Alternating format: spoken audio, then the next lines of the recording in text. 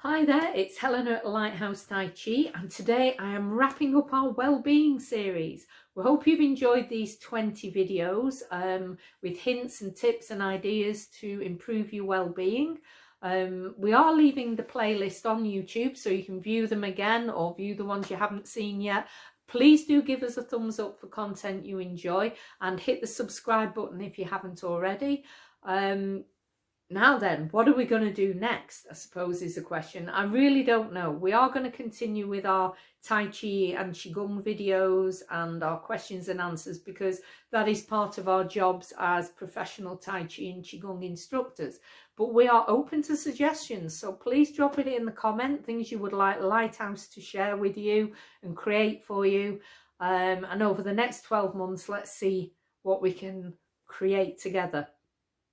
Now, we had started this Wellbeing series as a lockdown project because we realised we could reach out, hopefully give people those hints and tips and support in our way, but it's also made us look at other people's content to see what else is going on in the well-being and wellness world. And it's been very interesting. The majority of what we see is absolutely fantastic, wonderfully supportive content. But there is some that is very much idealised and is full of shoulds and musts and things like that that really are quite extreme. And how helpful they are, I just don't know. So today I thought I'd just have a little chat with you about what is well-being. What is well-being? What does that mean for you? For us, well-being is a balance. In Tai Chi and Qigong, we talk about the energies of yin and yang, that those energies combined what give us the strength and health and well-being. No extreme of one or the other, but equally, you don't have to be in the middle all the time.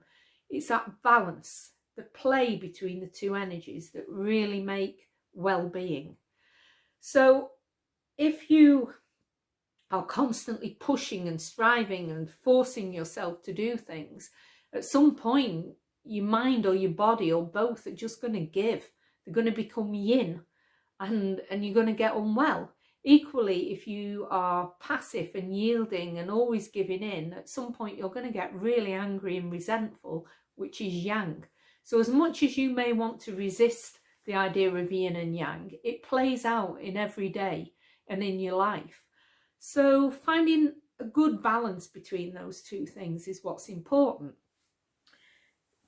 When we went into lockdown, a lot of us really started to think about, what am I doing? Am I doing the job I like? Do I live where I want? Am I seeing the people I want to see?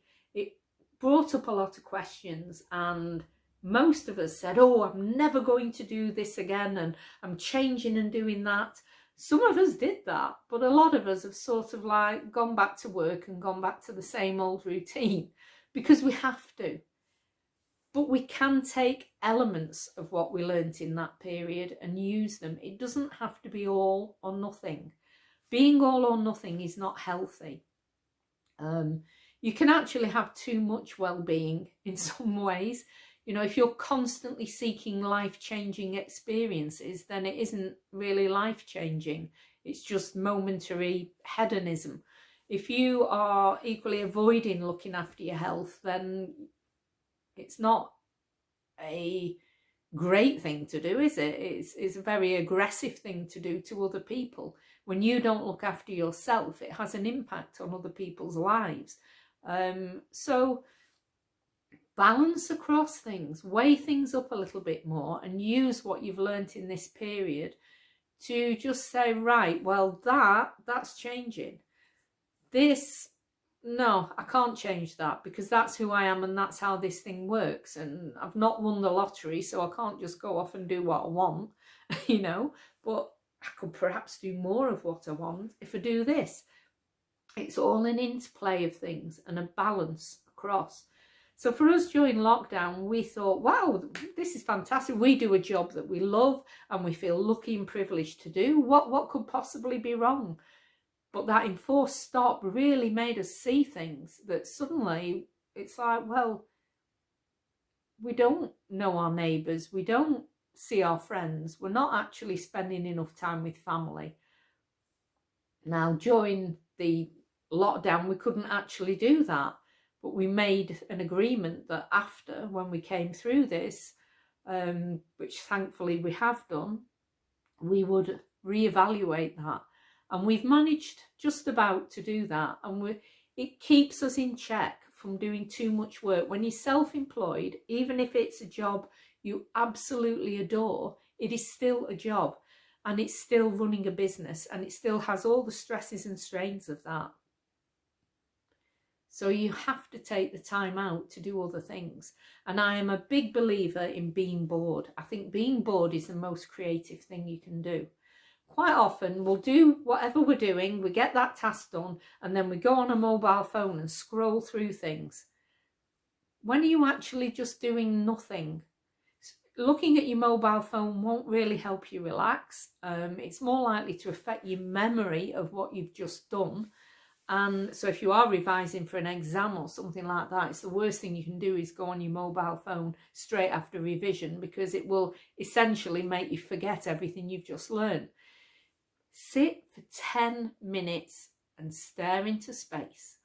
Allow yourself to daydream and see what creativity comes out of it. That is true wellness. That for me is what it's all about. Being a marathon runner doesn't mean that you're fit. It means you can run a marathon. Being a couch potato doesn't mean that that's all you are either. You know, find the middle. You don't have to go from the couch to a marathon. Just go for a walk.